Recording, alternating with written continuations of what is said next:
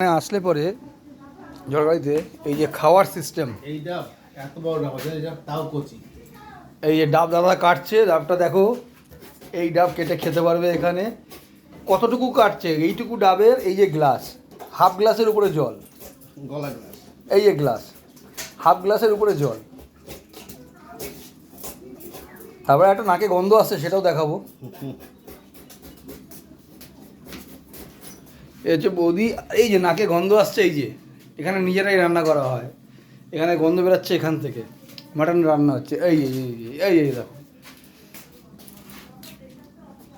ডালের মুখে দেখো জলটা কোথায়, একদম ঘুরে যাও। এই না, তুমি করো, খেয়ে নাও, ধরো। আমি এটা মুখ দিয়ে খাইনি, হ্যাঁ ঠিক আছে, ওই ডিম দিলে মুখ দিয়ে খাইনি, একদম হা করে, আমি কারণ মুখ দিয়ে খাই না। এই যে এই গাছের ডাব এখন পারলাম, যেটা এর ভিডিওতে পাবে, দেখতে পাবে। এ দেখো জল কতটা, যে গ্লাসে দেখাই, এ দেখো কতটা জল, হাফ গ্লাসের উপরে জল। হ্যাঁ। ডাবের সাইজ দেখেছো?